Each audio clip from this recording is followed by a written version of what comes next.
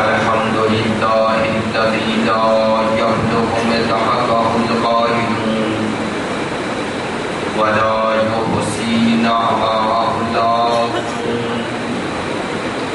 ولا يعدي حقه المجتهدون الذي لا يدركه بعد الحمم ولا يناله غوث الفتن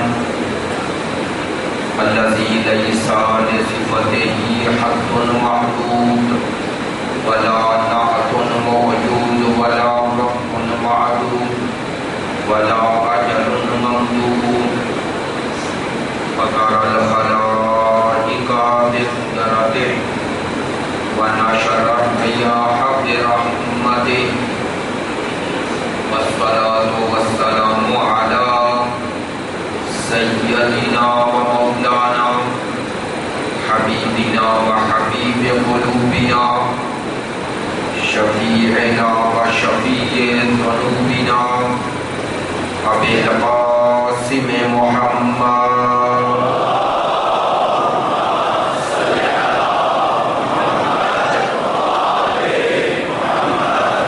وآله الطيبين الطاهرين المعصومين المظلومين الذين أذهب الله عنهم الرجس وطهرهم تطهيرا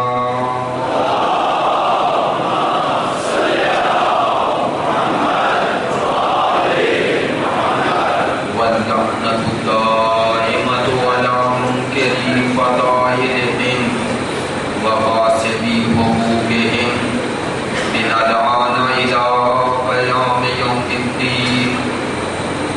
أما بعد فقد قال سبحانه وتعالى في كتابه المجيد وكلامه الحميد وهو أصدق الصادقين وقوله الحق. بسم الله الرحمن الرحيم. ادعو إلى سبيل ربك بالحكمة والموعظة الحسنة وجادلهم بالتي هي أحسن إن ربك هو أعلم بمن ضل عن سبيله وهو أعلم بالمهتدين. رب اشرح لي صدري ويسر لي أمري واحلل عقدة من لساني يفقهوا قولي. إن الله وملائكته يصلون على النبي يا أيها الذين آمنوا صلوا عليه وسلموا تسليما.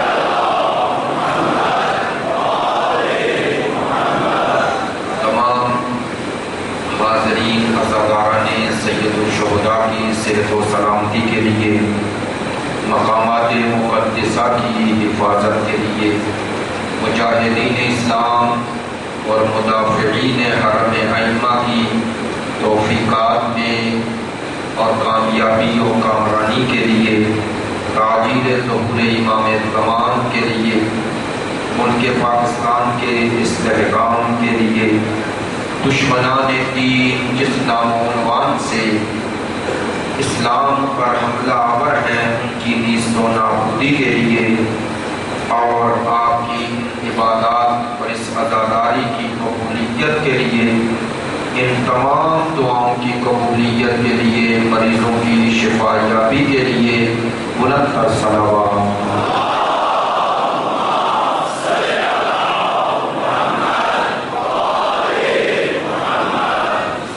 واجب الاحترام معزز و مکرم حاضرین مجلس محبان اہل بیت پیروان مکتب ولایت عاشقان مکتب شہادت، جیسا کہ آپ کی خدمت عالیہ میں روزانہ یہ عرض کر رہا ہوں، گزشتہ 2 دنوں میں عنوان گفتگو کے حوالے سے پہلے مرحلے کے حوالے سے کچھ گفتگو آپ کی خدمت تک پہنچائی عنوان گفتگو چونکہ شیعہ اور تشیع یا شیعت ہے، کل آخر گفتگو میں یاد کیا یہ شیعہ یعنی جو بعد رسول اہل بیت رسول کو منصوص من اللہ مانتے ہوئے ان کی امامت و ولایت پر عقیدہ رکھتا ہے، اور سب نے شیعہ کی اصطلاحی تعریف میں یہی نقل ہے۔ کل میں نے عرض کیا کہ عموماً یہ سوال یا اس طرح کا انداز یا اس طرح کا پروپیگنڈا یا اس طرح کی تقریر کے ذریعے یہ باتیں پہنچانے کی کوشش کی جا رہی ہے کہ شیعہ کو اسلام سے بعد میں پیدا ہونے والا کوئی ایسا فرقہ ہے جو اصل اسلام سے جدا ہوا ہے، اور اس کی مختلف دلیلیں پیش کی جاتی ہیں۔ ان میں ایک دلیل کا لفظ کی جو عموماً بیان کی جاتی ہے، آج اس سلسلے کا دوسرا پہلو جو یہ بھی بیان کیا جاتا ہے کہ شیعہ کے جو اعتقادات یا عقائد ہیں خود اہل بیت کے بارے میں، بعض لوگ کہتے ہیں کہ یہ ان کے اپنے بنائے ہوئے ہیں، انہوں نے اہل بیت رسول کے بارے میں یہ عقائد خود بنا لی۔ آج کی اس گفتگو میں آپ کی خدمت عالیہ میں یہ عرض کرنا ہے کہ آیا بعد رسول ہم اہل بیت رسول کی جو اتباع کرتے ہیں عقیدے اور عمل میں یا آسان لفظوں میں اصول دین اور فروع دین میں، آیا یہ عقیدہ رسالت مآب نے حکم خدا سے بخشا ہے یا ہم نے خود پیدا کیا ہے؟ آیا سرکار دو عالم نے اپنے بعد اہل بیت رسول کو اپنے بعد کس نام و عنوان سے چھوڑا ہے؟ آیا ان کو امت میں عام افراد کی طرح اور تمام لوگوں کے ساتھ انہیں مساوی رکھا ہے اور اپنے بعد ان کی کوئی خصوصیت کوئی امتیاز بیان کیا ہے یا نہیں؟ یعنی ان کی ولایت و امامت و اتباع پر ہمارے پاس کوئی مستند دلیل موجود ہے یا نہیں؟ آیا اہل بیت رسول بعد رسول امت رسول میں کیا مقام رکھتے ہیں؟ یہ ہے بنیادی سوال۔ آیا جو ہمارا عقیدہ ہے اس کی اصل و اساس اور بنیاد قرآن اور احادیث میں موجود ہے یا نہیں ہے؟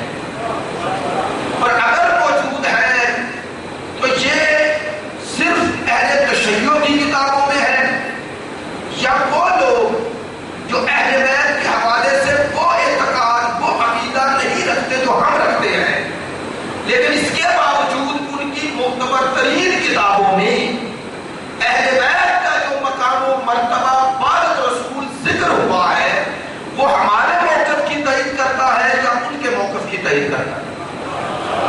یہ ہے بنیادی سوال، اور اس سوال کا جواب جیسا کہ عرض کیا ہم نے عالم اسلام کی ان کتابوں سے عرض کرنا ہے جنہیں خود عالم اسلام اپنے نزدیک معتبر ترین کتابیں کہتے ہیں۔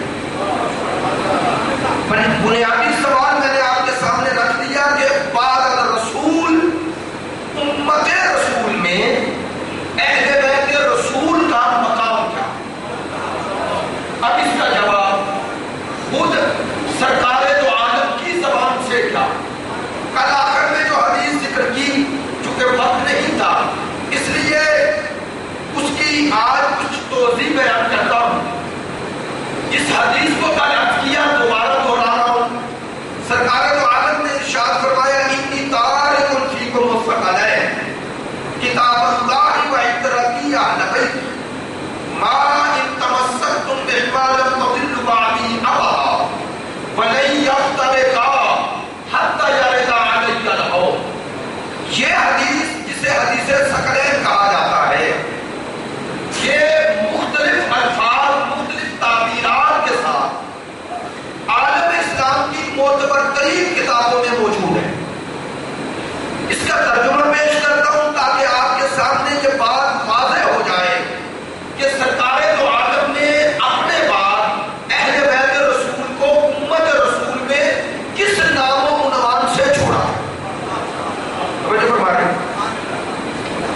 اس حدیث کا ترجمہ کم و بیش آپ یہ حدیث متعدد مرتبہ سن چکے منبر سرکار تو عالم ارشاد فرما رہے ہیں انی تارک میں چھوڑ رہا ہوں. تو خود یہ الفاظ بتا رہے ہیں کہ سرکار تو عالم کی اس حدیث کا تعلق آپ کی زندگی کے آخری ایام سے ہے. پر چھوڑنے والی ذات کوئی معمولی ذات نہیں ہے. پر جب یہ کہہ کے چھوڑے کہ تمہارا اپنے باپ چھوڑ رہا ہو تو اب سرکار کی اپنے باپ سے مراد وہ اپنے وصال سے لے کر وہ قیامت تک آنے والے تمام انسانوں پر نظر رکھتے ہوئے انہیں چھوڑ رہے ہیں. اب فرما رہے ہیں اتنی میں چھوڑ رہا ہوں فیکم تم میں الثقلین دو چیزیں. اب پہلا مرحلہ تو یہی ہے کہ چھوڑنے والی ذات ہے سرکار دو عالم. اب سرکار فرما رہے ہیں کہ میں تم میں دو چھوڑ رہا ہوں. بس ایک بات ثابت ہو گئی تمام معتبر احادیث سے. یہ حدیث انشاءاللہ بھی عرض کروں گا کہ جن کتابوں میں موجود ہے لیکن ابھی اشارہ کر دیتا ہوں. سرکار نے فرمایا میں تم میں دو چھوڑ رہا ہوں. بس یہ بات ثابت ہو گئی کہ رسول کی چھوڑی دو ہیں ایک نہیں. اب جو کہے مجھے ایک کافی ہے کم از کم اس کے پاس رسول کی چھوڑی نہیں ہے. کیونکہ سرکار نے ایک نہیں چھوڑی دو چھوڑی ہے. پر نام و عنوان کیا دیا؟ فرماتے ہیں ثقلین. اب اس ثقلین اور ثقلین دونوں طرح چکا پڑا گیا دونوں کا معنی الگ ہے اور دونوں میں ایک پیغام ہے. اگر ثقلین پڑھے تو ثقل سے ہے اگر ثقلین پڑھے تو وہ ثقل سے نہیں. اس کا معنی ہے عظمت والی گراؤ کر. ثقل سے پڑھے تو اس کا معنی ہے وزنی. اب کس کی نظر میں وزنی ہے اور کس کی نظر میں عظمت والی ہے؟ کاش ہم توجہ کرتے جب چھوڑنے والی ذات اتنی عظیم ہے تو جنہیں چھوڑنے کی وہ کتنے عظیم ہو گئے. جب چھوڑنے والی ذات خود سید الانبیاء ہے امام الانبیاء ہے رحمت للعالمین ہے بشیر و نذیر ہے نہ اس جیسا کوئی آیا ہے نہ آئے گا. تو وہ جنہیں اپنے بعد امت میں چھوڑ کے جائیں گے وہ کیسے ہوں گے؟ ان کا مقام و مرتبہ کیا ہوگا؟ ان کی منزلت کیا ہوگی؟ ان کی عظمت کیا ہوگی؟ لیکن پہلا مرحلہ تاکہ اشارہ ہو جائے اور آنے والے نوجوان دوستان جو یونیورسٹیوں میں پڑھتے ہیں ان سے سوالات ہوتے ہیں ان تک بھی یہ بات پہنچ جائے. یہ حدیث جسے حدیث ثقلین کہتے ہیں یہ صحیح مسلم شریف میں موجود ہے. صحیح مسلم شریف کوئی معمولی کتاب نہیں جو صحاح ستہ میں بھی ان دو معتبر ترین کتابوں میں ہے جن کے بارے میں عالم اسلام کا اتفاق و اتحاد ہے کہ ان دو کتابوں میں آنے والی ہر حدیث صحیح ہے. ایک بخاری دوسری مسلم شریف. اور مسلم شریف میں یہ جو حدیث موجود ہے توجہ فرمائیں یہ حدیث باب فضائل علی میں ہے.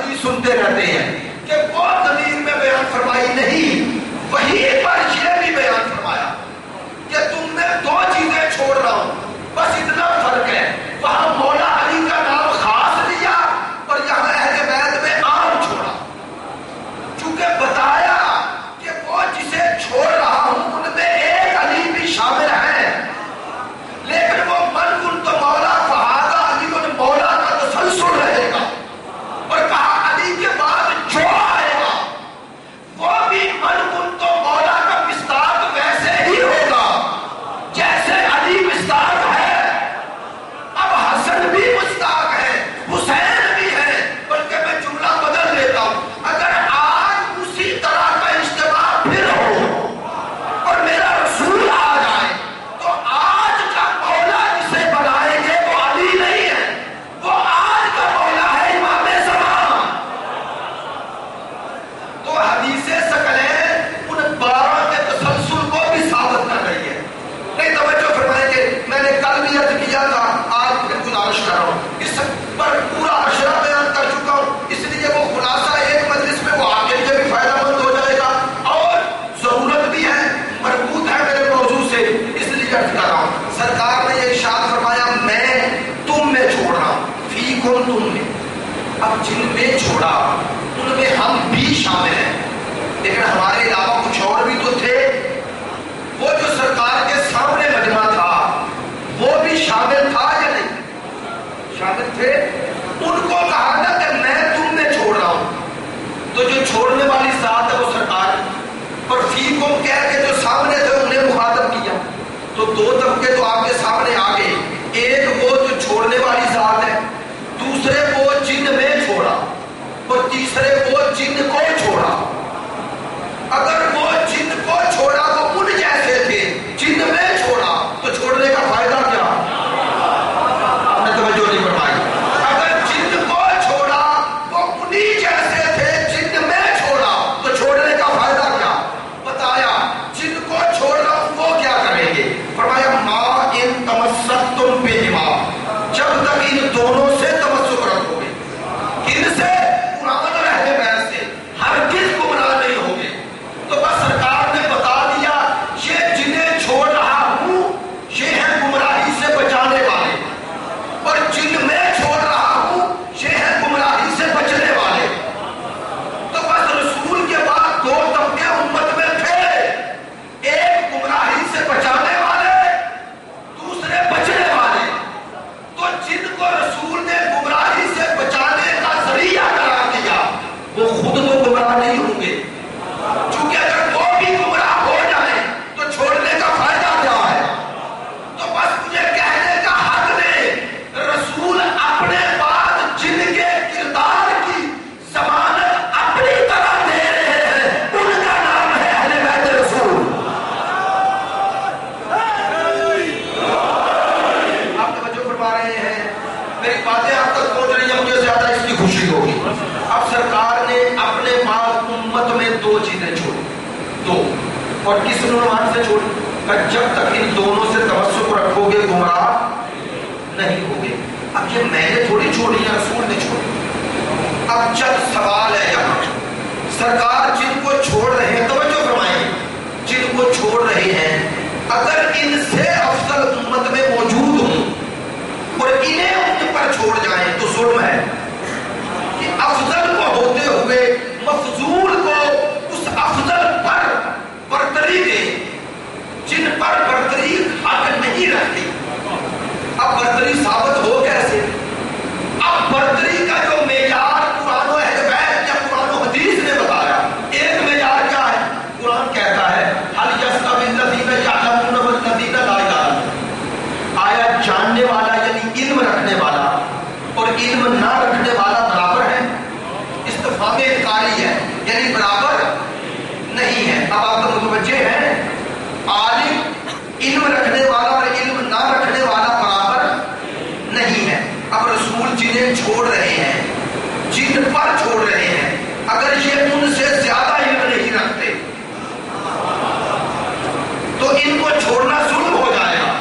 بس سرکار نے دوسری حدیث میں بتا بھی دیا، جنہیں چھوڑ رہا ہوں ان کا معیار علم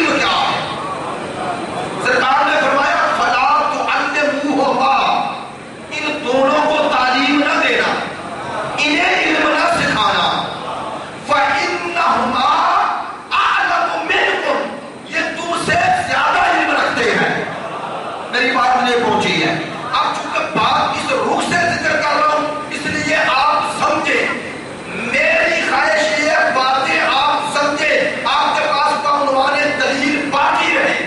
سرکار نے فرمایا یہ قرآن اور اہل بیت کو تعلیم نہ دینا، یہ تم سے زیادہ علم رکھتے ہیں. جب رسول نے جب فرما دیا کہ یہ بڑے عالم ہیں تو جو جتنا زیادہ علم رکھتا ہے توجہ فرمائیں اس کی اطاعت اور اس کی پاک اللہ کی رضا کے اتنا زیادہ قریب ہے. اب بات آسان کروں، جب ان سے بڑا کوئی عالم رسول کی نظر میں ہے ہی نہیں تو جو بات یہ کہیں گے ان کے مقابلے میں کوئی بھی کچھ بھی کہے. جب رسول نے کہا کہ ان کی بات حرف آخر ہے، توجہ نہیں فرمائی. لیکن بات اور دوسرے رخ سے بیان کرتا ہوں، آسان کروں تاکہ بات پہنچے بھی پر آپ متوجہ بھی ہو جائیں. اب بات دوسرے رخ سے عرض کروں تو باتیں کرنی پڑے. کہنا کیا چاہتا ہوں، بعد رسول قرآن اور اہل بیت دونوں کو چھوڑا اور کیا کہا کہ دونوں برابر ہیں.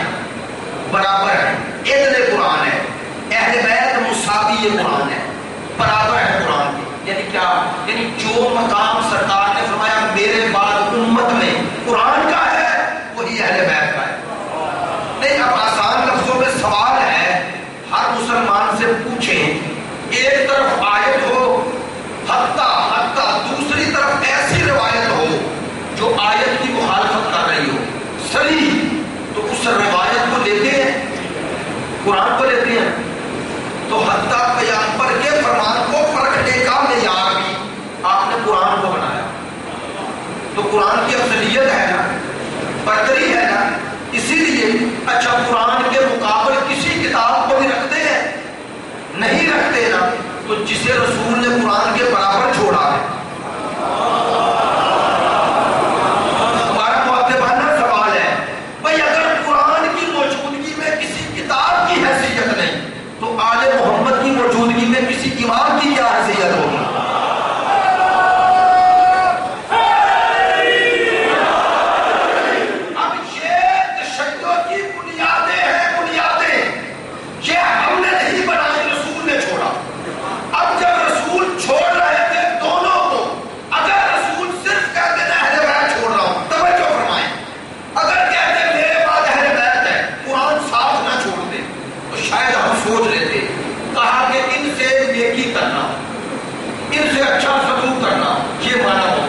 لیکن جب قرآن کو ساتھ چھوڑا تو جو کام قرآن کرے گا وہی کام اہل بیت کریں گے. یہ نہیں ہو سکتا کہ قرآن کچھ اور کرے اور اہل بیت کچھ اور کرے. نہیں، سرکار نے دونوں کو چھوڑا تو ضمانت بھی دی، دونوں ضمانت دی. میں جو اشارہ کیا تھا اب وضاحت کر دیتا ہوں. سرکار نے فرمایا کہ یفترقا، اور بات یہ نہیں یتفرقا حتی یرد علی الحوض. یہ قرآن اور اہل بیت دونوں جدا نہیں ہوں گے، دونوں جدا نہیں ہوں گے.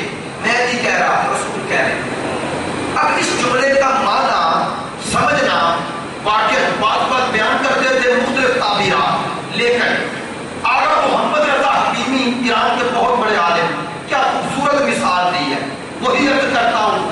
وہ فرماتے ہیں کہ دونوں جدا نہیں ہوں گے. کیا معنی؟ توجہ فرماتے ہیں کہ دونوں جدا نہیں ہوں گے. اس کے دو معنی ہیں، دو معنی. سرکار یہ بتانا چاہتے ہیں کہ جو میری امت میں ایک کو لے گا ایک کو چھوڑ دے گا، وہ مت سمجھے کہ اس کے پاس ایک ہے.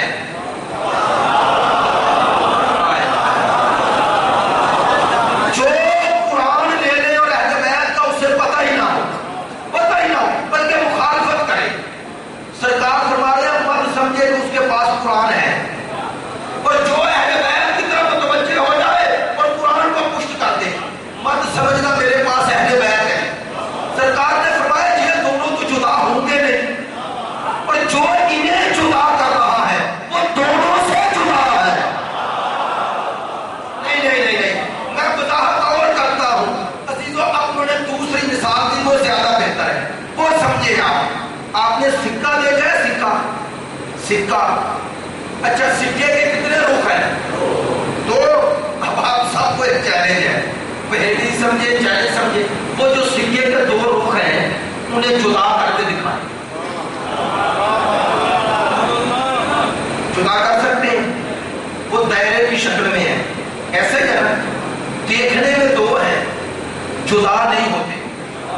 اگر آپ سکے کے دونوں رخ جدا کریں گے تو سکہ نہیں رہے گا. اب عجیب بات کر رہا ہوں، سوچئے گا، سوچنے کے بعد بولیے گا. وہ دو رخ دیکھنے میں ہے سکے کے، جدا کریں جدا ہی نہیں ہوتے. جدا کرو گے تو سکہ نہیں رہے گا. اور اگر دو ہیں تو تب تک دو رہیں گے جب تک سکہ رہے. آپ نے جدا کریں گے تو کیوں جدا نہیں ہوتے؟ چونکہ ایک سے دو بنے ہیں. وہ جب آپ دائرے کی شکل میں لائے تو دو بنے. سرکار نے فرمایا قرآن و اہل بیت بھی ایسے ہیں، یہ ایک ہی سکے کے دو رخ ہیں. یہ ساتھ رہیں تو کام کریں گے، ہدایت کریں گے. جو انہیں جدا کرے گا نہ اس کے ہاتھ میں قرآن رہے گا نہ اہل بیت رہیں گے.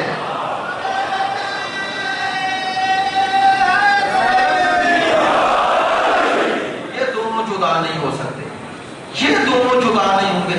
امت ان سے جدا ہو گئی تو دونوں ہاتھ سے چلے گئے، دونوں چلے گئے. اب میرا مقدمانہ سوال ہے، سرکار نے اپنے بعد امت میں یہ دو چیزیں چھوڑی، دو، اور دونوں کو برابر چھوڑا. اب انشاءاللہ ابھی ہمارے پاس ایام باقی ہیں، ان میں یہی عرض کرنا ہے کہ تشیعوں نے اہل بیت سے کیا لیا اور دوسروں نے کیا لیا. لیکن آج مقدمانہ سوال ہے، سرکار نے یہ دونوں چھوڑے تھے، قرآن اور اہل بیت. بھئی اب پہلا مرحلہ تو یہی ہے. سرکار نے فرمایا جو ان سے تمسک رکھے گا وہ گمراہ نہیں ہوگا. یہ ہے رسول کا منطوق. مفہوم کیا ہے؟ سرکار کا کلام کے پیچھے مفہوم ہوتا ہے منطوق کے. وہ کیا ہے؟ سرکار نے فرمایا جو ان دونوں سے تمسک رکھے گا وہ گمراہ نہیں ہوگا. مفہوم یہ ہے جو ان کو چھوڑ دے گا وہ ضرور پر ضرور گمراہ ہے. آج بھی آپ نے کسی گمراہ کو ڈھونڈنا ہے تو اس کا مسلک اور عنوان نہ دیکھو، بس یہ دیکھو کہ قرآن اور اہل بیت دونوں نظر آ رہے ہیں یا نہیں. اب میں نے اشارہ کرنے ہے، طرز نہیں کرنی. کم از کم رسول کے بعد قرآن اور اہل بیت دونوں رہے. اچھا، سرکار نے فرمایا تھا یہ امت سے زیادہ علم رکھتے ہیں. توجہ، دونوں تم سے زیادہ عالم ہیں، کہا نا. تو اچھا، یہ عالم ہیں، تم سے زیادہ علم رکھتے ہیں. کس کا علم رکھتے ہیں؟ سائنس کا، بولے طب کا، کس کا؟ دین کا. یہی ہے نا، دین کا علم رکھتے ہیں، شریعت کا علم رکھتے ہیں، یہی ہے نا. قرآن کے ساتھ چھوڑا. اب میں نے اگر بعد رسول شریعت لینی ہے، دین لینا ہے، تو دو طرح کے لوگ ہیں نا، ایک اہل بیت، ایک اہل بیت کے غیر. اب جس نے اہل بیت سے دین لیا وہ ان کے برابر کیسے ہے جنہوں نے اہل بیت کو چھوڑ دیا؟ توجہ فرمائیں. نہیں، اب میرا مقدمانہ سوال ہے، یا تو بتائیں کہ سرکار دو عالم کے بعد اہل بیت رسول نے دین کے احکام کو پہنچایا ہی نہیں اور دوسرے لوگوں کو زیادہ احساس تھا. مثلاً علم قرآن ہے، تفسیر قرآن ہے، احکام ہے، یہ سب دوسروں نے پہنچا دیے اور اہل بیت نے کچھ نہیں کیا. تو پھر رسول نے چھوڑا کیوں؟ اور اگر اہل بیت نے وہ دین پہنچایا ہے تو سوال یہ ہے، رسول خدا کے بعد اہل بیت کا پہنچایا ہوا وہ تشریح، وہ احکام، وہ تعلیم، وہ تفسیر، مکتب و مذہب و قرآن، وہ معارف، وہ عقائد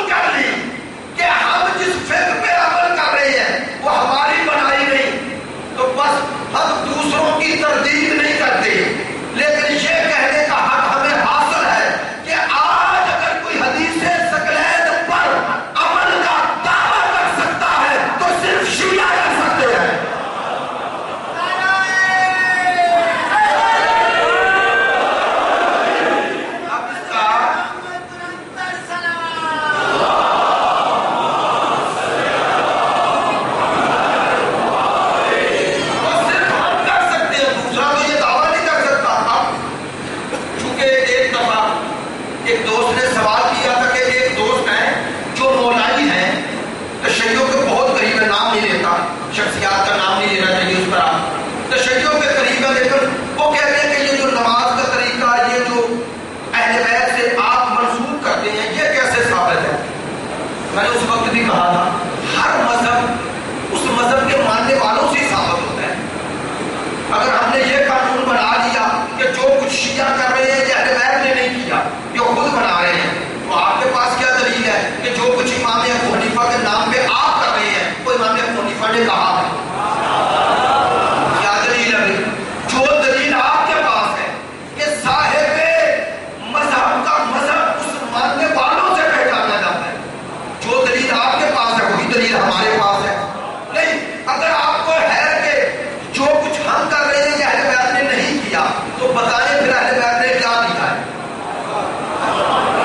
میری بات نہیں پہنچی ہے بھائی۔ دیکھیں اگر اہل بیت کا کہا ہوا یہ نہیں جو ہم کر رہے ہیں، تو آسان کرو، مثلا ہم نماز پڑھ رہے ہیں ہاتھ کھول کے، ہم نے کہا یہ طریقہ اہل بیت کا ہے، اگر کوئی کہتا ہے یہ طریقہ نہیں، تو ہمارا سوال ہے کہ پھر اہل بیت کا طریقہ کیا ہے؟ آپ چاروں فقہ میں کوئی ایک طریقہ ہی بتاؤ گے نا، وہ چاروں میں ایک طریقے کی تائید اہل بیت سے ہوگی نا، باقی تین کی تو نہیں ہوگی۔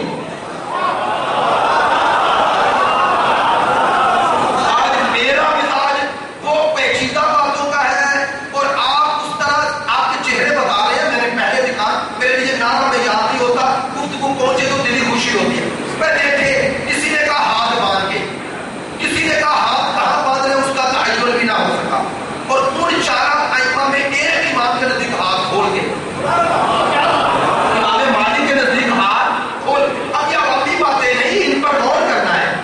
اب وہ چار طریقے ایک جیسے نہیں، ایسے ہی ہے، چاروں الگ ہیں، اب ان چاروں میں ایک اہل بیت کے ساتھ متفق ہوگا نا، جو متفق ہوگا وہ تو ہو گئی تائید، اور جو متفق نہیں ہے یا انہیں رکھو یا چھوڑو، اگر رکھنا ہے تو پھر اہل بیت کی مخالفت ہوگی۔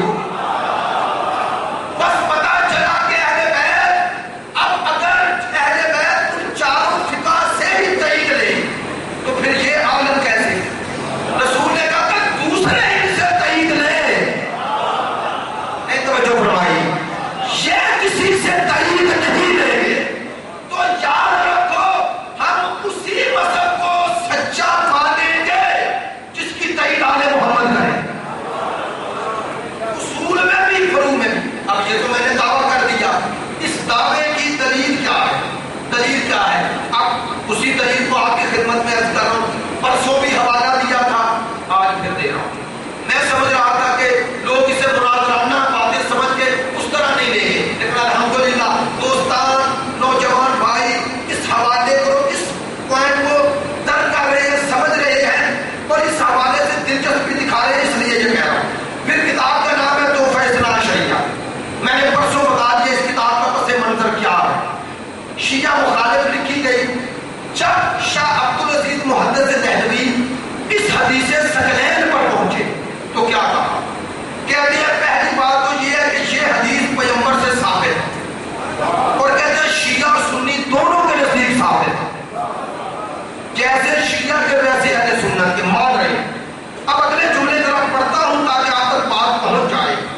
وہ فرماتے ہیں کہ سرکار دو عالم نے اس دو چیزوں کو چھوڑا ہے، اور دونوں بزرگ ہیں، دونوں گرا قدر ہیں، دونوں عظیم ہیں۔ کہتے ہیں بس معلوم شد کہ در مقدمات دینی و احکام شرعی مارا پیغمبر حوالے میں ان دو چیزیں عظیم القدر فرمودے آئے۔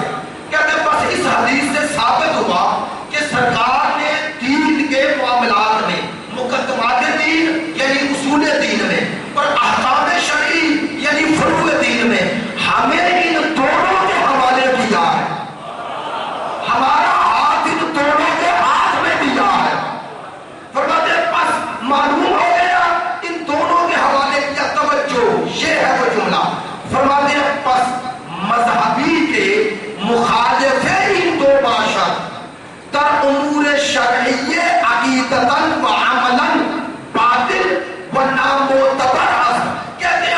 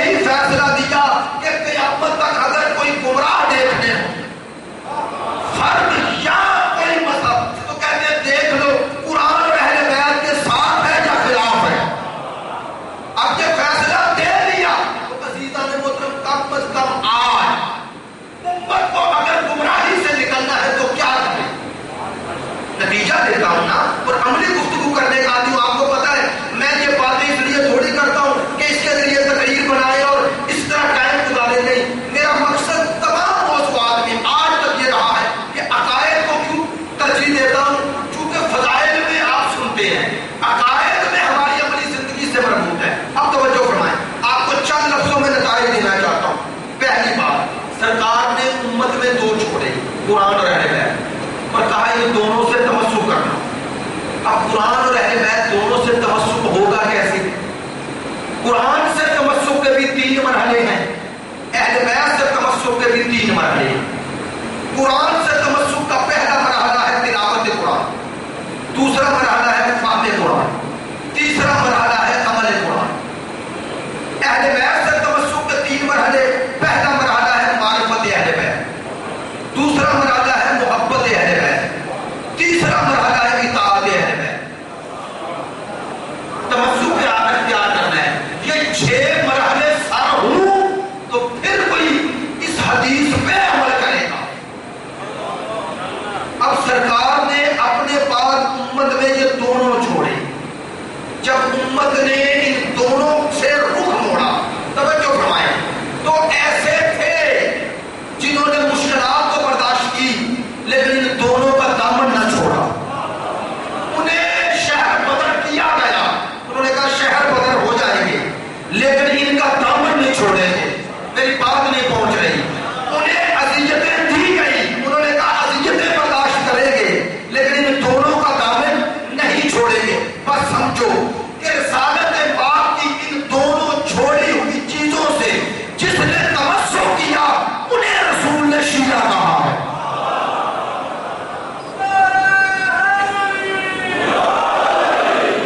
انہیں رسول نے شیعہ کہا، انہیں سرکار نے عنوان شیعہ دیا۔ کوئی چھوٹا عنوان ہے، یہ ہے وہ عنوان جو رسول نے دیا، اپنی زندگی میں دیا اور حیات طیبہ میں دیا۔ اب اس کی بنیاد یہ حدیث ثقلین پڑھے۔ اب اس حدیث ثقلین کے اتنے پہلو تیرے سامنے ہیں کہ وہ سارا عشرے میں بھی کمپلیٹ نہیں ہوئے تھے، ایک مجلس میں مکمل کیسے ہوں۔ لیکن عزیزان محترم، سرکار نے فرمایا تھا یہ دونوں جدا نہیں ہوں گے۔ امت نے جدا کرنا چاہا تو کر لیا، ماشاءاللہ۔ برادر نے کہا نہیں ہوئے۔ دلیل یہ ہے اگر جدا کر لیا ہوتا تو پھر ان کے دروازے پہ آ کے کیوں کہتے کہ اگر تو نہ ہوتا؟ اگر جدا کر لیا ہوتا تو امام اعظم ابو حنیفہ کیوں کہتے لولا سلطان لہلک النعمان؟ اگر میرے پاس امام صادق کی شاگردی کے 2 سال نہ ہوتے تو میں گمراہ ہو جاتا۔ جس کی 2 سالہ شاگردی کا نتیجہ امام اعظم ہے وہ امام خود کیا ہوگا؟ نہیں۔ اب آخر میں آپ کو بتانا ہے اہل بیت کا امتیاز کیا ہے، انفرادیت کیا ہے۔ کیا ہے انفرادیت؟ جو دوسروں میں نہیں ملے گی پر نہ مل سکتی ہے۔ 6 نمبر پہ میرا امام آیا، امام صادق، فرماتے ہیں قال رسول اللہ، قال رسول اللہ، قال رسول اللہ۔ صحابی نے سنا، امام کے صحابی، ہم اصطلاح میں امام کے پیروکاروں کو بھی صحابی کہتے ہیں۔ سنا اور عرض کی مولا آپ نے تو اپنے جانب رسول کو دیکھا ہی نہیں، اور قال رسول اللہ فرماتے ہیں اگر میں قال اللہ بھی کہوں تو درست ہے، چونکہ میرا منبع علم تم نہیں جانتے۔ کیا ہے منبع علم؟ توجہ، آیت اللہ جوادی عامل میں نام اس لیے دیتا ہوں بزرگوں لوگ آگے کہ آپ اسے خطیبانہ باتیں نہ سمجھیں۔ فرماتے ہیں سنو، نحن وارثۃ علم رسول، 2 اصطلاحیں استعمال کی ہے اللہ جوادی عاملی نے۔ فرماتے ہیں ایک ہوتا ہے علم الدراسہ، ایک ہوتا ہے علم الوراثہ۔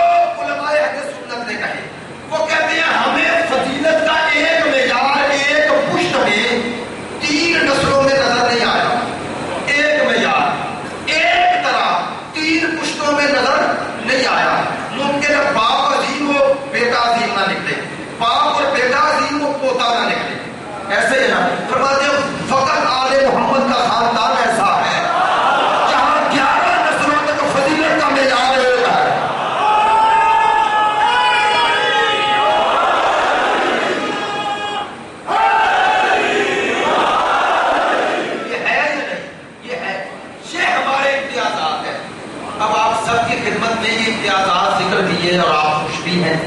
اب ان امتیازات ان اعزازات کو اپنانا اور اپنے وجود پہ نافذ کرنا وہ کمال ہے. یہ حدیث بیان کرنا دو مرحلے ہیں. ایک یہ ہے کہ اثبات مذہب، توجہ فرمائیے حاصل کلام، ایک ہے اثبات مذہب اور ایک ہے اتباع مذہب. یہ جو ہم دلائل دیتے ہیں نا اہل بیت کے لیے معذرت کے ساتھ، یہ آپ کو بھی یاد دہانی ہوتی ہے. آپ کو تھوڑا شک ہے، آپ کا مرحلہ اگلا ہے. وہ کیا ہے کہ ان اہل بیت جنہیں امام مان لیا ہے، اب ان کو نہ مانو، ان کی مانو. اور کل ہی عرض کیا تھا وہ محبت ہے جو فضائل پہ رک جائے، اور شیعت اس سے آگے ہے. شیعت اتباع کا نام ہے، صرف دعوے محبت کا نہیں. اب جملہ بدل دوں، ہر شیعہ محب ہے لیکن ہر محب شیعہ نہیں. شیعہ بنو تو محبت خود آ جائے، وہ ہے اتباع سے. اور انشاءاللہ ہمارے پاس ایام ہے، بتاؤں گا کہ وہ فضائل شیعہ اور اوصاف شیعہ. شیخ صدوق نے 2 کتابیں لکھی، آپ نے صاحب 2 کتابیں. ایک نام رکھا اوصاف شیعہ، ایک رکھا فضائل شیعہ. کیوں 2 لکھی؟ فضائل شیعہ میں بتایا کہ شیعہ کے فضائل کیا ہیں، اور اوصاف میں بتایا کہ جن کے فضائل بیان ہوئے وہ ہوتے کیسے ہیں. توجہ فرما رہے ہیں. تو وہ شیعہ، اور انشاءاللہ آخری مجلس میں بتاؤں گا کہ تشیع کو اگر مجسم دیکھنا ہے تو کربلا دیکھو. شیعہ اور شیعت کا نقطہ عروج کربلا ہے. کربلا قیامت تک کے لیے اب شیعہ رسمی اور شیعہ حقیقی میں جو خط فاصل ہے وہ ہے کربلا. نام کے شیعہ میں اور حقیقی شیعہ میں کربلا فاصل ہے. وہ کربلا کا تسلسل ہی بتائے گا کہ ہر دور میں ظالم کے ساتھ کون ہے، ظالم کے خلاف کون ہے. روح تشیع یہ ہے، روح تشیع یہ ہے. اور جس میں جو روح تشیع بیدار ہو جائے وہ ظلم کے سامنے پھر خاموش نہیں رہتا، وہ معاشرے سے کٹتا نہیں، وہ بے حس نہیں رہتا، وہ پھر میدان میں آتا ہے ابو ذر کی طرح، وہ میدان میں آتا ہے عمار کی طرح، وہ میدان میں آتا ہے حسین کی طرح. 3 محرم کا دن گزر ہے، فساداران حسین. ہماری ایک ترتیب مسائل اگرچہ وہ کوئی شرعی حکم تو نہیں اس طرح، لیکن ایک محرم کی مناسبت سے ہوتی ہے تاکہ آپ آشنا ہوتے ہیں. یہ ایام محرم کی آج 3 محرم کا دن گزرا ہے. آپ جانتے ہیں 2 محرم کو حسین اپنی منزل پہ پہنچے. 2 محرم کیا کہنا چاہتا ہوں، آج حسین کا کربلا میں پہلا دن تھا.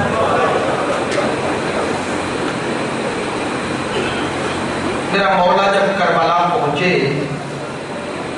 تو وہ لشکر حر بھی آ گئے، اور امام وہ تبدیل کر رہے ہیں گھوڑے. بار بار سواری جو تبدیل کی کیوں کی؟ تاکہ دنیا کو بتاؤں میں اپنی مرضی سے نہیں روک رہا، حکم خدا سے روک رہا ہوں، حکم خدا سے. اور پھر نام پوچھنا شروع کیا. کسی نے کہا اس کا نام کرب و بلا بھی ہے. اب رک گئے، اب رک گئے. اور کیا کیا؟ وہ زمین خریدی اور پھر دفاع کرنا. حسین تیری عظمت پہ قربان. مولا نے خریدی اور پھر دفاع کر دی. کیوں؟ تاکہ قیامت تک کوئی تمہیں تانا نہ دے سکے کہ حسین غصبی جگہ پہ دفن ہے. اے میرا مولا تیری عظمت پہ قربان. لے کے دفاع کی. اب کہا بنی اسد یہ ساری زمین تمہاری ہے، ان میں تھوڑی سی جگہ مجھے اور میری اولاد کو دے دینا. الفاظ ہوتے ہیں تو روایات کو میں تو آج بیان نہیں کیا ہے. یہ کچھ جگہ ہمیں دے دینا. کیوں؟ اب اپنے الفاظ میں کہہ رہا ہوں. کہا یہ صحرا اب صحرا نہیں رہا، یہاں گلشن بطول کے کچھ ڈھونڈ کے رہے.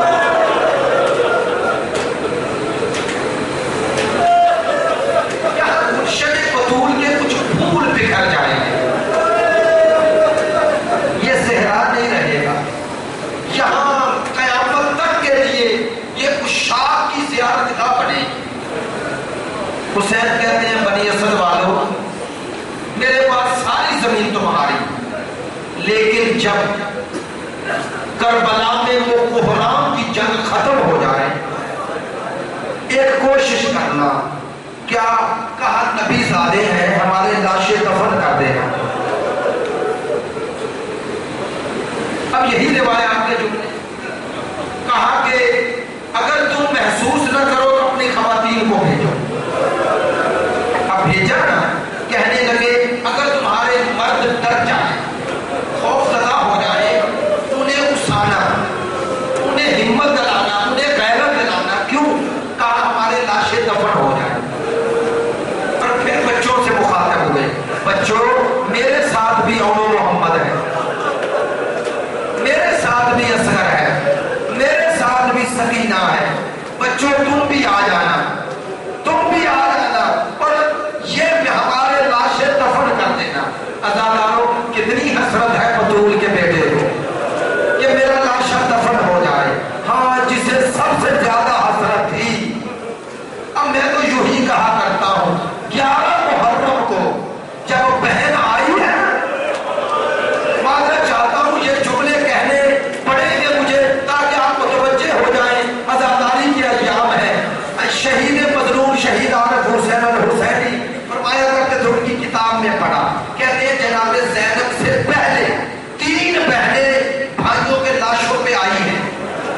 ایک عمر ابن عبد مطلب کی بہن جب آئی نا، بھائی کا لاشا دیکھا، روئی نہیں۔ خواتین نے کہا روتی کیوں نہیں؟ کہتی ہے آئی رونے تھی لیکن نہیں روں گی۔ کیوں؟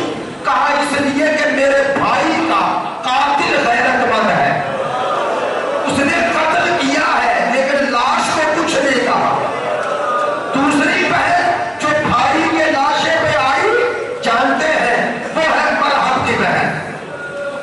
جب خیبر فتح ہو گیا نا، سرکار آئے اور قیدیوں کو دیکھا ایک خاتون ہے ڈری ہوئی بیٹھی ہوئی ہے۔ رسول خدا نے دیکھا، حضرت بلال کو بلایا، یہ کون ہے؟ یا رسول اللہ مرحب کی بہن ہے۔ کہا اسے لے جاؤ، بھائی کے لاشے پہ چھوڑا، جتنا رونا چاہتی ہے رو دے۔ یہ 2 کافر بہنیں میرے رسول کی موجودگی میں آئی۔ رسول نے کہا ہم کافروں کو بھی بھائی کی لاش پہ بہن کو رونے سے نہیں روکیں گے۔ اب ایک مسلمان بہن بھی آئی بھائی کی لاش پر، وہ ہے حضرت صفیہ، حضرت حمزہ کی بہن۔ جب جنگ احد ختم ہو گئی نا تو کہتے ہیں رسالت مآب کے پاس مولا کائنات بیٹھے ہوئے، ایک دفعہ رونے کی صدائیں آئی خواتین کی۔ کہا یا علی ذرا دیکھو، بلندی سے دیکھا تو کہا یا رسول اللہ میری